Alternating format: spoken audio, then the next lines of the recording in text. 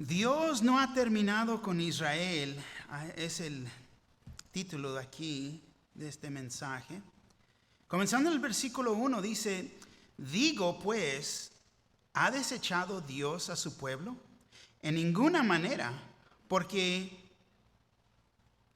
también yo soy israelita, de la descendencia de Abraham, de la tribu de Benjamín. No ha desechado Dios a su pueblo, al cual desde antes conoció. ¿O no sabéis qué dice de Elías la Escritura? Como invoca a Dios contra Israel, diciendo, Señor, a tus profetas han dado muerte y tus altares han derribado y solo yo he quedado. ¿Y procuran matarme? Pero, ¿qué le dice la divina respuesta? Me he reservado 7,000 hombres que no han doblado la rodilla delante de Baal. Así también, aún en este tiempo, ha quedado un remanente escogido para gracia.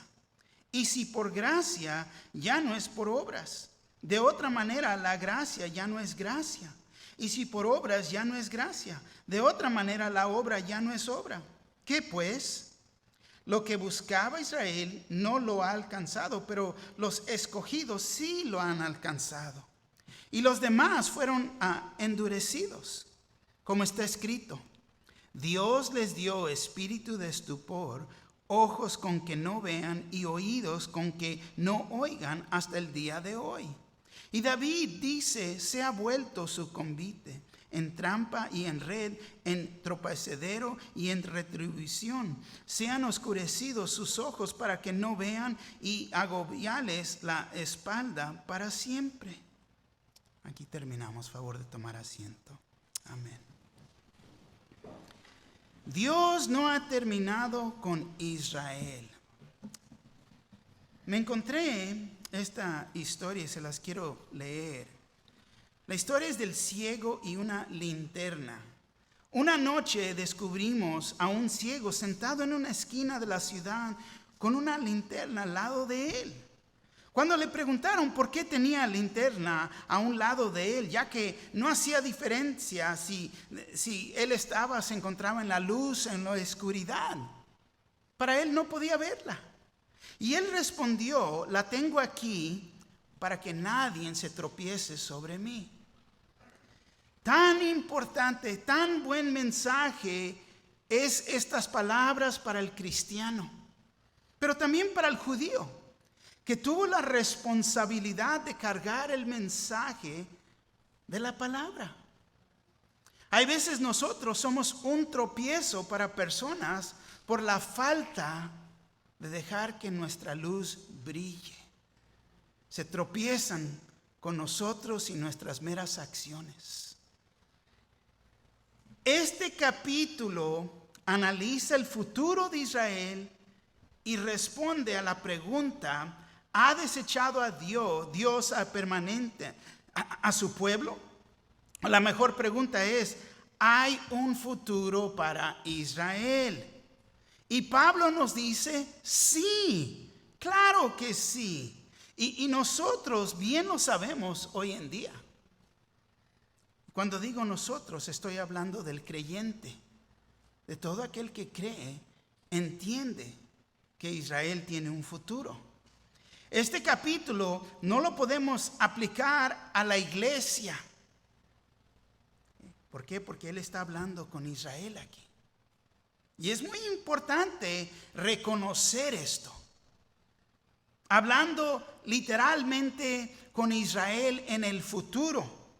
Pablo aquí habla de 5 testigos, o podemos decir 5 pruebas para comprobar que Dios tenía y tiene un plan para el futuro de Israel.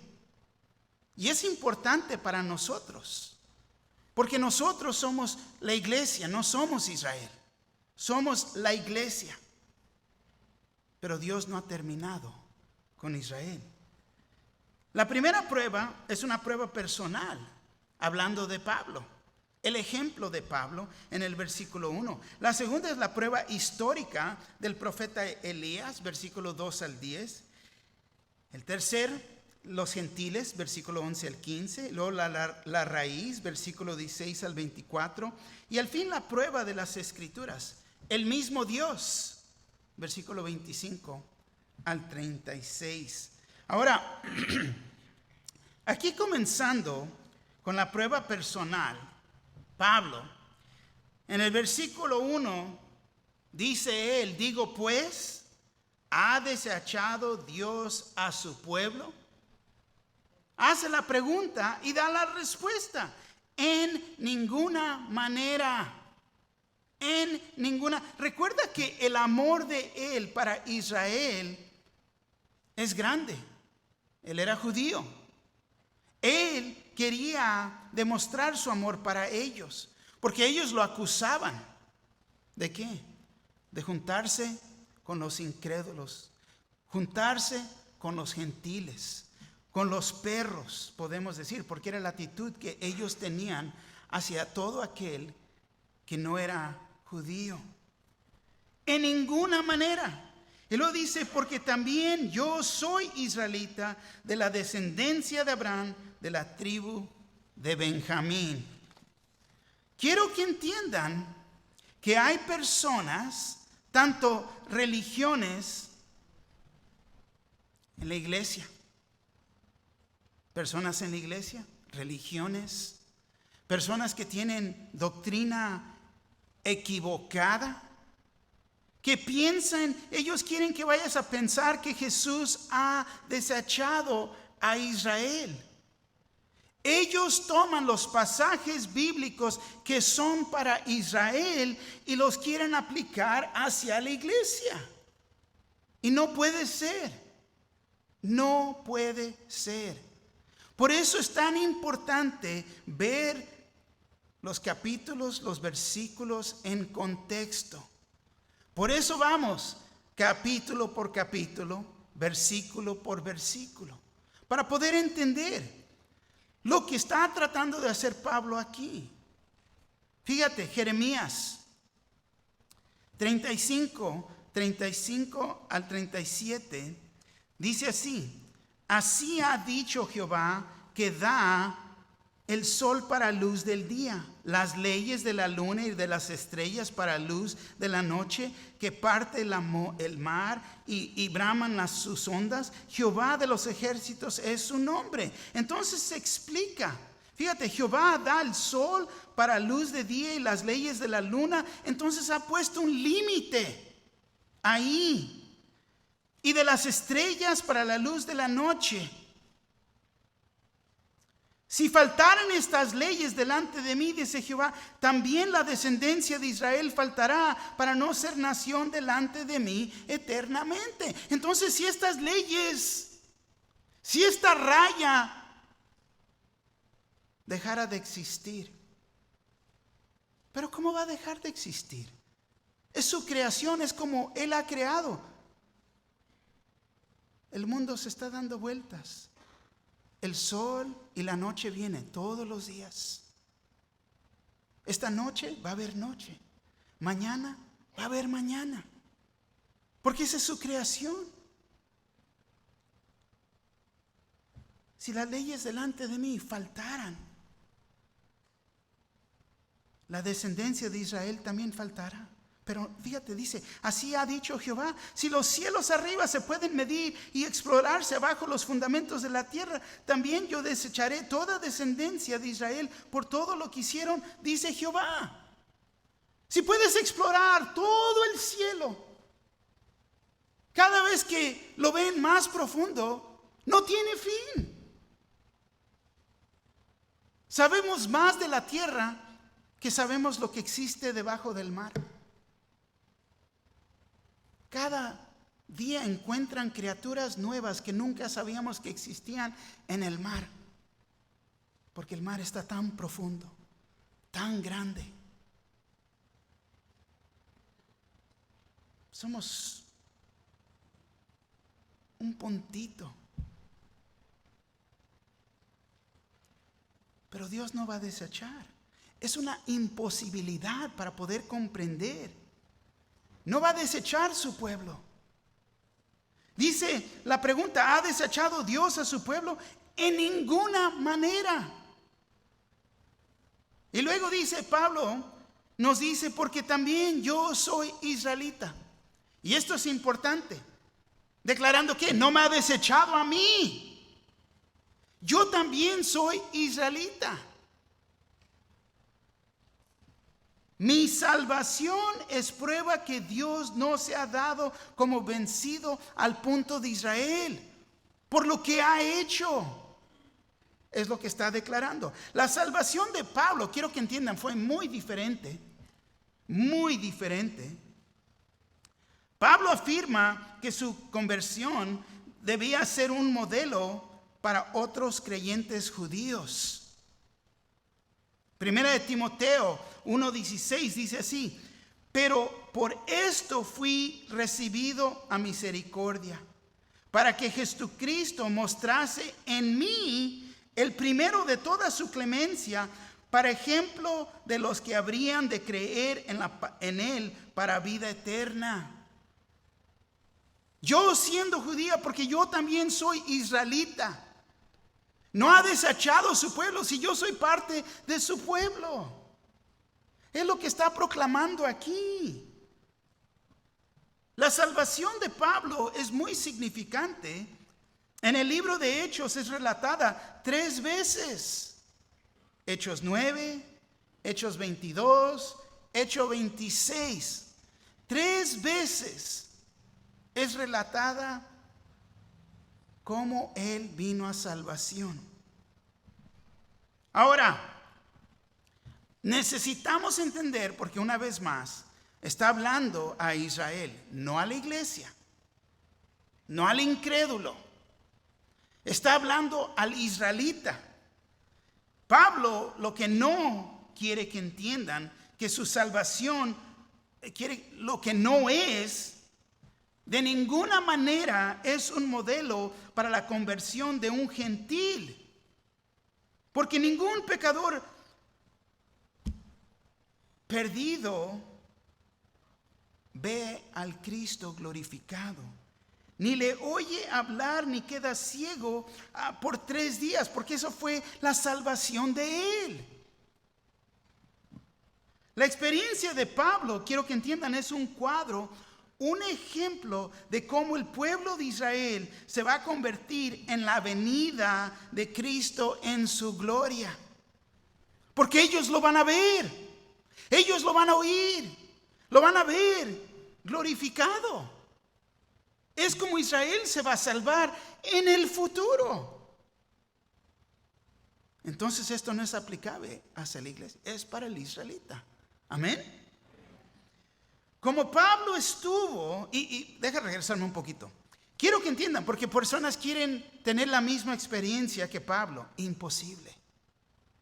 No está de acuerdo a la salvación, el plan de salvación para nosotros. Quieren aplicar lo que es para Israel a sus vidas, y no.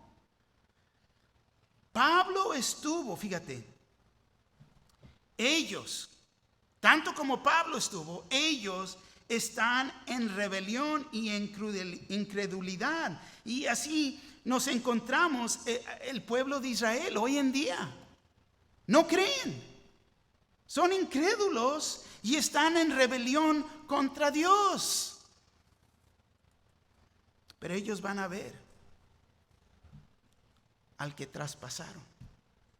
Zacarías 12:10 nos dice así: y derramaré sobre la casa de David y sobre los moradores de Jerusalén espíritu de gracia y de oración, y mirarán a mí, a quien traspasaron, y llorarán como se llora por hijo unigénito, afligiéndose por él como quien se aflige por el primogénito.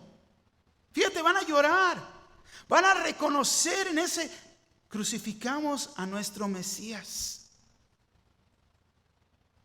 Apocalipsis 1:7.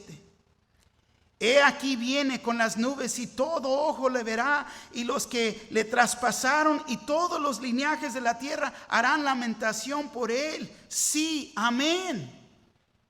Se va a ver, va a venir. En ese instante lo verán y se arrepentirán y se salvarán. Pero en este momento están en rebelión y en incredulidad. Fue en 1 Corintios 15:8 y al último de todos dice: como un abortivo me apareció a mí. Pablo hablando de los apóstoles. Soy el último de ellos. Como un abortivo me apareció a mí. Jesús vino y me rescató, me salvó a mí. Pablo nos dice en esta palabra abortivo que nació, para poder entender, nací fuera de tiempo. No era su tiempo. Esto es como judío. Vio al Cristo y fue salvo mucho antes que el pueblo de Israel haya tenido esta misma experiencia. Dios lo permitió, lo rescató. Pablo dice esto porque él reconoce que su pueblo Israel va a tener esta misma experiencia similar a lo que él tuvo cuando él era Saulo. Antes de que fuera Pablo, era Saulo. Saulo, cuando iba en el camino a Damasco, persiguiendo a los cristianos, Hechos capítulo 9. Pero quiero que entiendan aquí, lo importante no es que Pablo fue salvo, pero el énfasis es en la mera manera que fue salvado.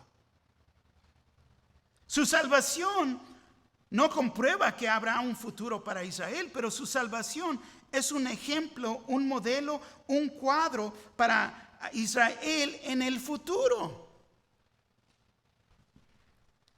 En el versículo 1, él reafirma su linaje de la descendencia de Abraham, de la tribu de Benjamín. Soy israelita, soy judío, de la descendencia de Abraham, de la tribu de Benjamín.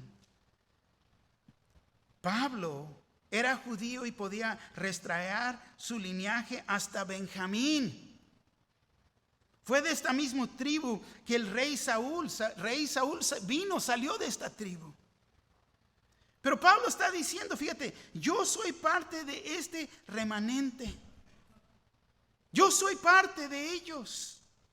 Israel será salvo tanto como yo lo fui, en la misma manera. Volteen conmigo, vamos al libro de Hechos por un momento. Vamos ahí a Hechos 9. Hechos capítulo 9, unas páginas hacia atrás, ahí donde estamos. Hechos 9.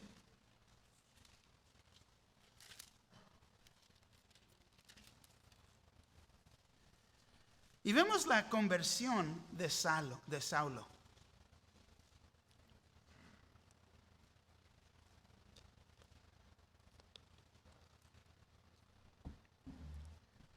Comenzando ahí en el versículo 1, Saulo, que es Pablo, Saulo, respirando aún amenazas y muerte contra los discípulos del Señor, vino al sumo sacerdote y le pidió cartas para las sinagogas de Damasco, a fin de que si hallase algunos hombres o mujeres de este camino, y el camino es que Jesús es el único camino, los trajese presos a Jerusalén. Mas yendo por el camino, aconteció que al llegar cerca de Damasco, repentinamente le rodeó un resplandor de luz del cielo.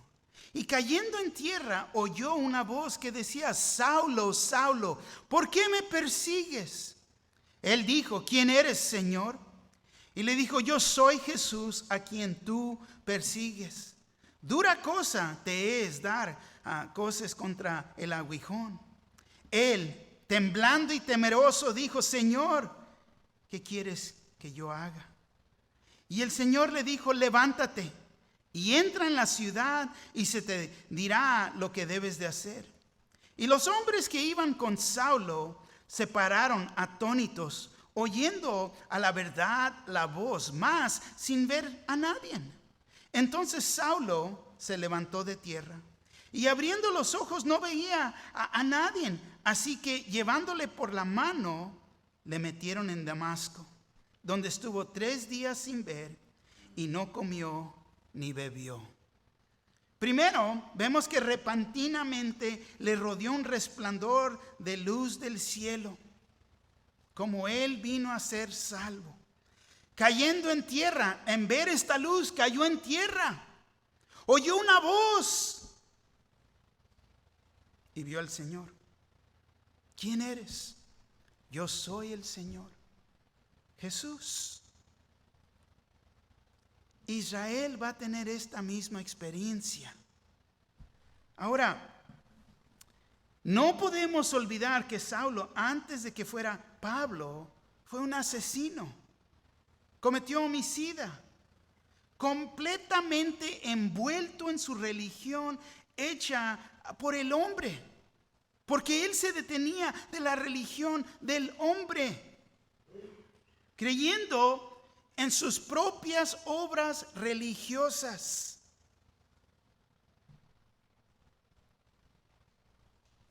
Pero fue Dios. Dios vino e intervenió por su vida, en su vida. ¿Te recuerdas en qué estado estabas en tu vida cuando Dios intervenió por ti? Cuando vino y te tocó la puerta de tu corazón, cuando se hizo real en tu vida. ¿Te recuerdas cuándo recibiste al Señor? ¿Te recuerdas de qué pozo tan hondo y oscuro te ha sacado el Señor? Nuestra experiencia no es igual a la de Pablo, de Saulo, pero es real. Y Él nos salvó a nosotros. Ahora nosotros formamos su iglesia, pero no ha terminado con Israel. Vamos a continuar. Vemos la prueba histórica. Aquí el profeta Elías, versículos 2 y 3 dice: no ha desechado Dios a su pueblo, al cual desde antes conoció. ¿O no sabéis que dice Elías, la escritura, cómo invoca a Dios contra Israel, diciendo: Señor, a tus profetas han dado muerte, y tus altares han derribado, y solo yo he quedado, y procuran matarme? ¿Procuran matarme? La pregunta. Israel es la nación elegida por Dios. Él los eligió. Él los escogió y le pertenecen a Él, son de Él. Está escrito y vemos que por la mayor parte Israel ha rechazado a Cristo. Pero esto no comprueba que Dios ha terminado con ellos. En versículos 2 y 3, Elías pensaba que todo el pueblo de Israel había abandonado a Dios. Y en realidad Dios le ha de haber estado preguntando: ¿qué haces aquí, Elías? ¿Qué haces aquí? Primera de Reyes 19:14. Él respondió: he sentido un vivo celo por Jehová, Dios de los ejércitos, porque los hijos de Israel han dejado tu pacto, han derribado tus altares y han matado a espada a tus profetas, y solo yo he quedado y me buscan para quitarme la vida. Solo yo, pobre yo. ¿Dónde están los ojos? Yo pregunto, ¿te estás viendo mal? ¿Solamente no encuentras otro creyente alrededor de ti? Pregunto, ¿con quién te estás juntando? ¿No? Porque fíjate, el versículo 4, lo que dice. Pero, ¿qué le dice la divina respuesta? Me he reservado 7,000 hombres que no han doblado la rodilla delante de Baal. Fíjate, Elías descubrió que había un remanente escogido por gracia, verdaderos creyentes.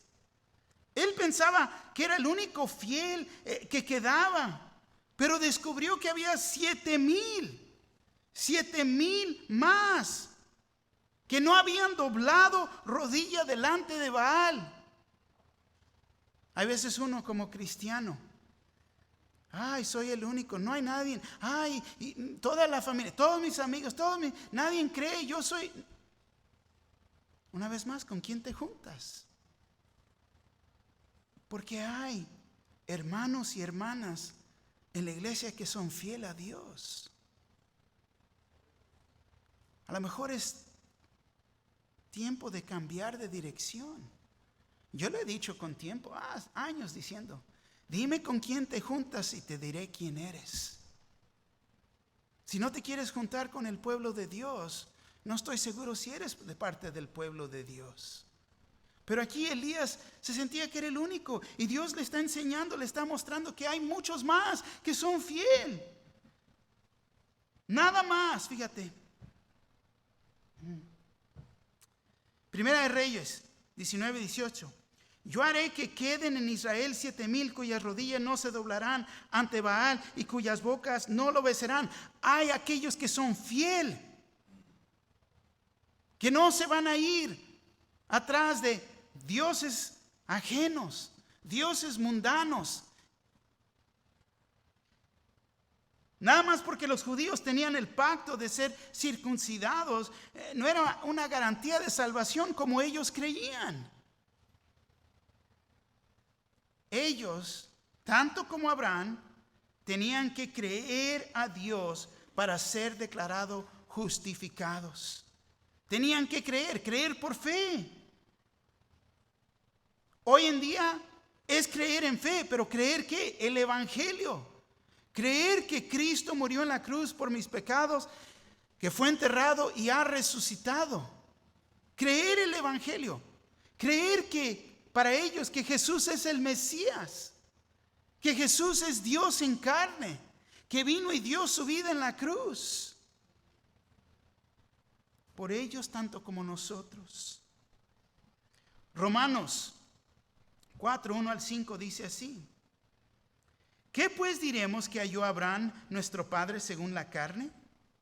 Porque si Abraham fue justificado por las obras, tiene de qué gloriarse, pero no para con Dios.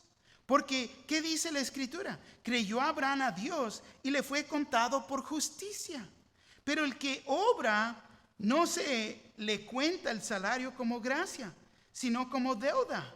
Mas el que no obra, sino cree en aquel que justifica al impío, su fe le es contada por justicia. Entonces este remanente son salvos por gracia del Señor y no por obras, tanto como ellos en su religión enseñaban. Si eres circuncidado, vas a ser salvo. No.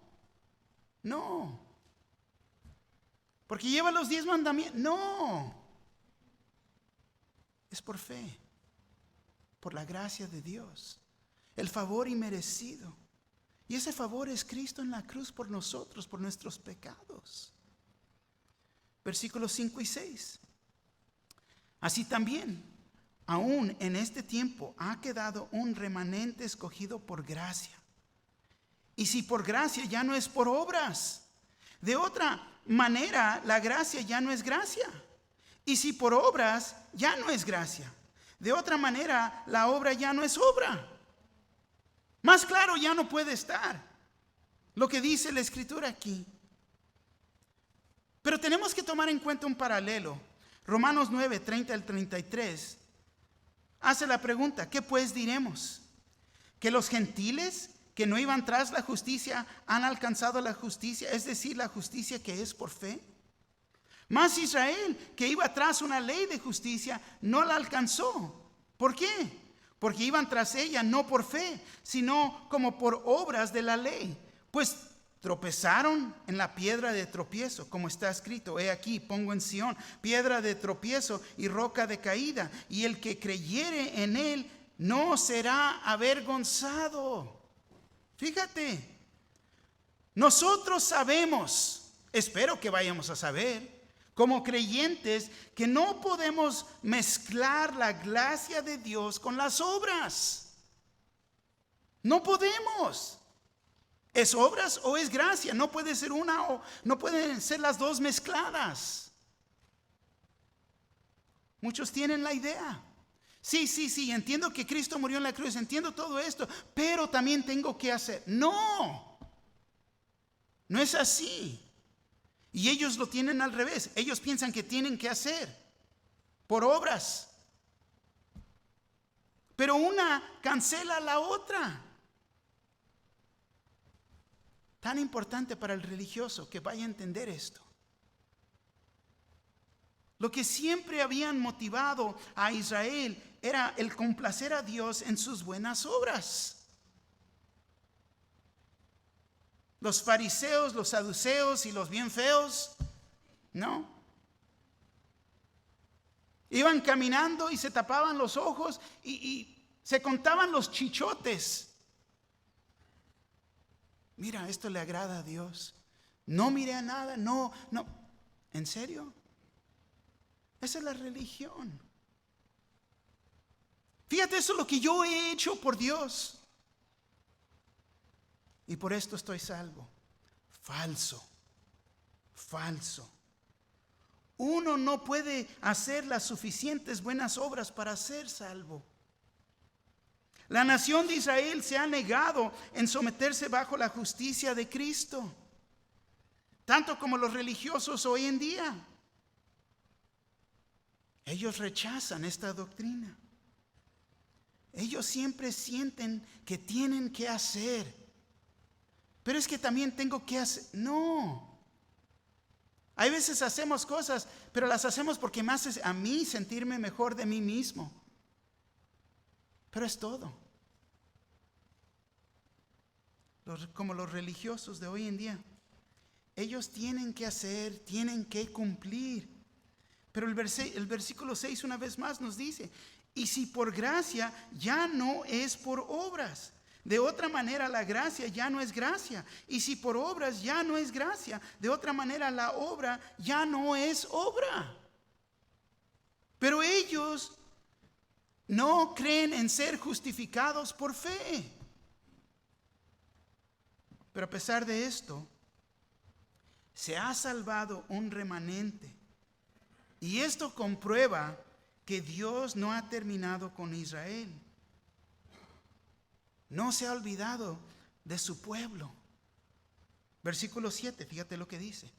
Que pues, lo que buscaba Israel no lo ha alcanzado, pero los escogidos sí lo han alcanzado. Y los demás fueron endurecidos. Fíjate, fueron endurecidos. Ellos fueron endurecidos de su corazón. Este es el resultado de resistir la verdad. Cada vez que estás resistiendo la verdad de la palabra de Dios, el corazón se te comienza a hacer más y más duro. No nomás al judío, pero al incrédulo, al gentil. Es lo que pasa. Es lo que le pasó a Faraón. Y hay que entender que la persona que dice, no lo haré, hay después, tengo tiempo, no lo haré. Pero va a venir el tiempo o va a llegar un momento en que él o ella va a decir, no puedo hacerlo. Porque Dios limita y restringe a las personas rebeldes y desafiantes. Vaya solo hasta cierto punto. Nos ha dado un medido de tiempo. Cada día, tan importante. Es un gran milagro que alguien anciano llegue a conocer a Cristo como Salvador. En su niñez es muy diferente. Por eso tan importante darle instrucción a nuestros hijos y hijas de quién es Cristo. ¿De quién es Cristo?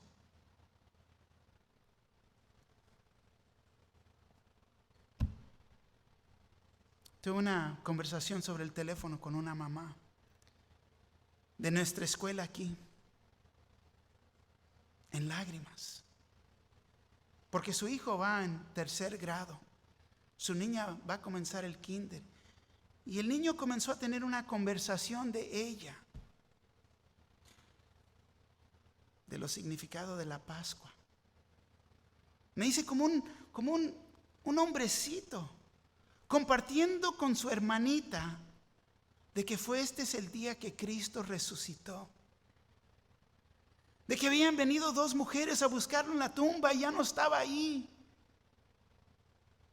Que Cristo había morido en la cruz por nuestros pecados. Wow. Wow. Increíble. Ella gozándose. Y al mismo tiempo arrepentida porque ella no había instruido a su hija. De que el niño le estaba enseñando. Que no sea así. La falta del uso de la luz y las ventajas que tienen a su disposición los judíos. Increíble. ¿Tenemos esa luz prendida para que no se vayan a tropezar con nosotros? Pero aquí también podemos decir que se hicieron ciegos. La cita aquí es de Isaías 29:10, dice: porque Jehová derramó sobre vosotros espíritu de sueño y cerró los ojos de vuestros profetas y puso velo sobre las cabezas de vuestros vivientes. Pero también es referencia a Deuteronomio 29:4, porque dice: pero hasta hoy Jehová no os ha dado corazón para entender, ni ojos para ver, ni oídos para oír. Y dice esto para soportar lo que está diciendo, lo que ha dicho, que si no eres parte del remanente, estás ciego y sordo. Wow. Qué palabras tan duras oír de Pablo. Fíjate el versículo 8. Como está escrito: Dios les dio espíritu de estupor, ojos con que no vean y oídos con que no oigan hasta el día de hoy. Dios habla hoy, lo dice así, como dice la Escritura: Dios los hizo espiritualmente insensibles y así son hasta el día de hoy. Les dio ojos que no ven y oídos que no oyen. Nueva Traducción Viviente. Como dicen las Escrituras, Dios los hizo caer en un sueño profundo.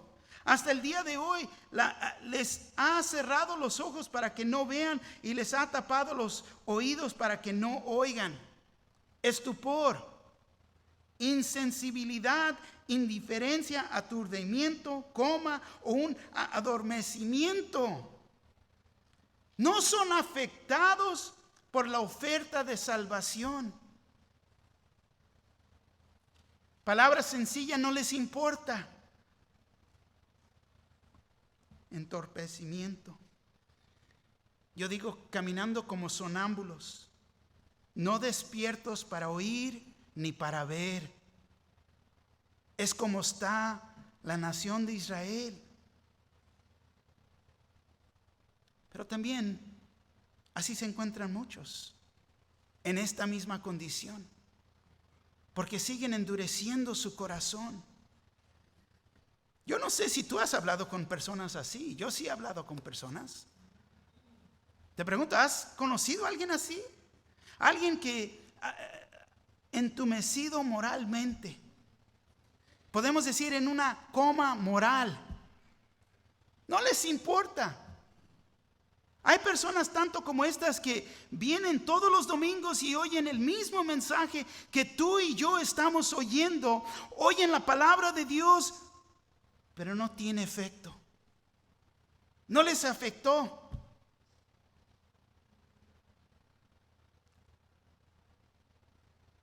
Me han dicho personas a mi cara: pero pastor, no estoy aprendiendo nada aquí. Los religiosos dicen: el Espíritu Santo no se mueve aquí. Pero quiero que entiendas esto en este día. No es porque no hay instrucción de la palabra de Dios o porque Dios no te esté hablando, pero porque ellos no ven y oyen lo que Dios está haciendo. Ponte a pensar. Judas tuvo el mejor maestro que ha existido. Tuvo a Jesús personalmente.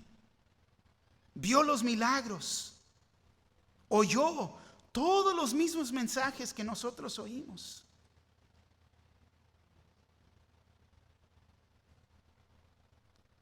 Pero verdaderamente no vio y no oyó. El Señor nos declara en su palabra: el que tenga oídos, que oiga. Pero Dios les dio espíritu de estupor. Te voy a decir, ¿te imaginas? El judío está oyendo esto. Es una cosa que Pablo te diga esto, pero uno va a responder. No. Los judíos: Pablo, tú y yo, vente, vámonos para afuera. Necesito hablar contigo. Tú y yo, vente, salte para afuera. ¿Qué es esto que me estás diciendo que tengo un espíritu de estupor? A ver, cuéntame, ¿que soy qué? ¿Ciego y sordo? Pero él lo comprueba en las Escrituras. Quiere decir que no solamente Pablo lo está diciendo, pero Dios lo ha dicho. Dios lo ha dicho. Y ellos pensaban o esperaban que, claro, un gentil se hiciera duro de corazón contra Dios, pero nunca el pueblo de Israel. Somos los escogidos de Dios. Y así es el religioso. Versículos 9 y 10. Y David dice: se ha vuelto su convite en trampa y en red, en tropezadero y en retribución. Se han oscurecido sus ojos para que no vean, y agobiables la espada para siempre. Esta cita es de Salmo 69, 22 y 23. Dice así: sea su convite delante de ellos, pero por lazo. Y los que es para bien por tropiezo. Se han oscurecido sus ojos para que no vean, y haz temblar continuamente sus lomos. Qué lástima que sus bendiciones se han hecho una carga para ellos, y también se ha hecho un juzgamiento para ellos. Esto fue lo que le pasó a Israel. Sus bendiciones los deberían de haber traído más cercas a Jesucristo. Los deberían de haber traído y abierto sus ojos y sus oídos para poder ver y oír a su Mesías. Pero en vez de ser una bendición, se hizo tropiezo. Los detuvo y no vieron ni oyeron a Cristo. Te voy a decir en esta mañana: la religión, sus tradiciones y experiencias hicieron sustitución de la salvación real de Cristo Jesús. Por eso es tan difícil alcanzar al religioso. Me da lástima decirlo, pero la gente se detiene de su religión, las creencias basadas en lo que es de lo que los hombres dicen. No es basada en la palabra de Dios. Se detienen de sus rituales, de su religión, las prácticas, las tradiciones, en vez de poner su confianza en Cristo y en lo que su palabra declara. La verdad. Pero ellos ponen su confianza en las actividades y no en Cristo. Y una vez más me da lástima que en medio de todas estas actividades se encuentra el nombre de Jesucristo. Lo mencionan, pero te dan un rasgo de la verdad y no toda la verdad. Te dan una porción de escritura, pero no te la dan en completo. Por eso es tan importante para nosotros entender.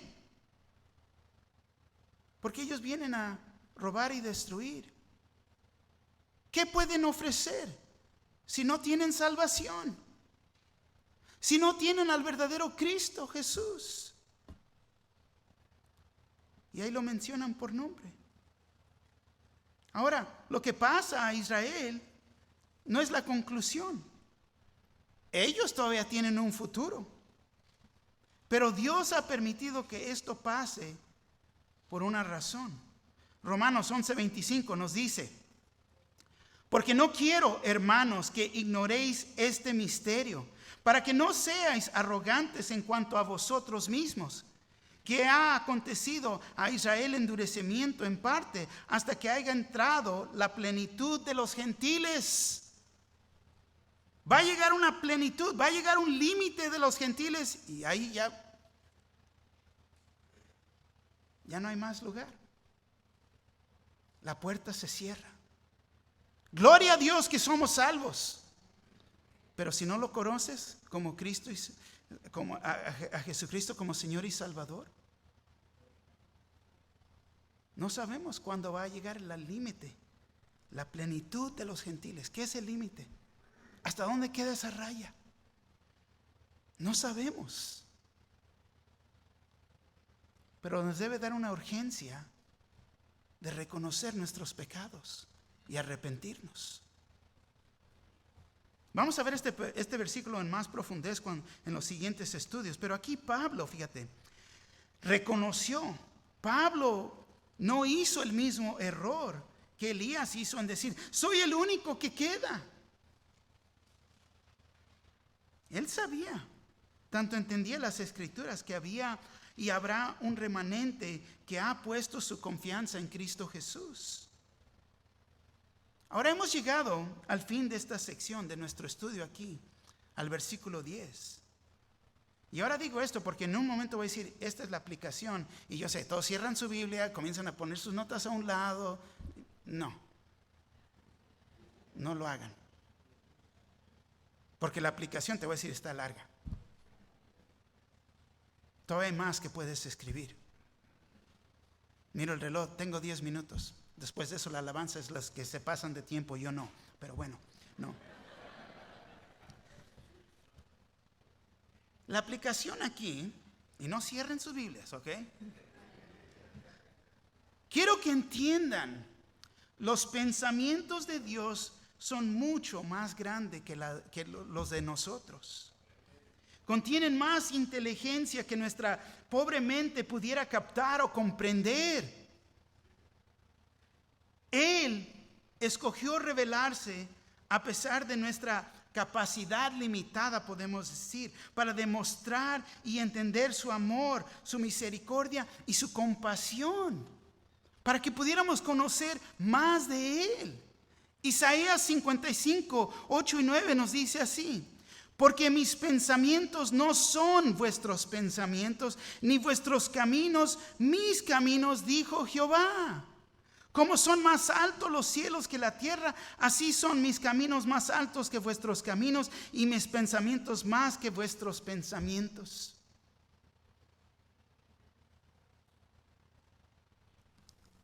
Dios es mucho más grande. ¿Cómo podemos comenzar a captar su grandeza? La única manera que lo podemos conocer es por fe en Cristo Jesús. La única manera. Ahora ellos, muchos, en vez de conocerlo y aceptarlo, siempre se acercaban con duda y confiaban en su sabiduría y en su juicio. Para poder entenderse, fueron por sus propios caminos.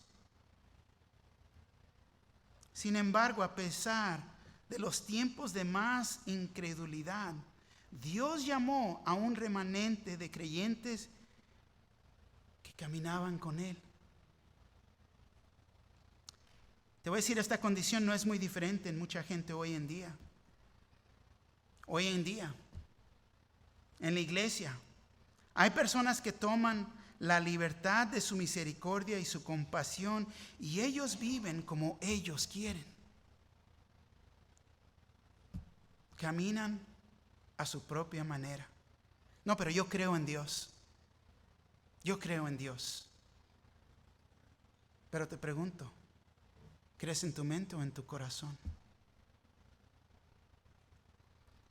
Y lo hacen viniendo en la iglesia, escuchando la palabra de Dios.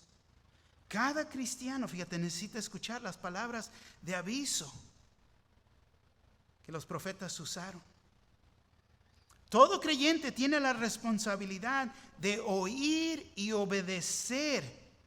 Es la aplicación de la palabra de Dios. como los apóstoles. Tenemos ojos para ver y oídos para oír las buenas nuevas y proclamarla. Pero también tenemos que obedecer la exhortación de Jesús. Mateo 11:15 nos dice: el que tiene oídos para oír, oiga. ¿Qué ves? ¿Qué oyes? Porque Dios ha escogido, elegido a judíos y gentiles. Somos su iglesia. Y a todo tiempo nos tenemos que hacernos y mantenernos humildes y adorarlo a Él. Darles gracias, vivir en gratitud. Darle gracias, ¿por qué? Por nuestra salvación. Debería de haber alabanza y gratitud en nosotros por este gran regalo que Él nos ha dado.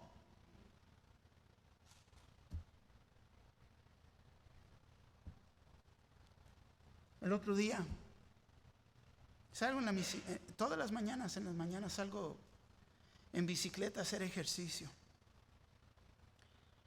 Me monté y iba saliendo el sol en la mañana. El día después de que nació mi nieto. Y voy viendo el sol. Vengo oyendo alabanza. La alabanza dando gracias a Dios. Gratitud. Completamente una gratitud. Me puse a alabar y adorar al Señor ahí.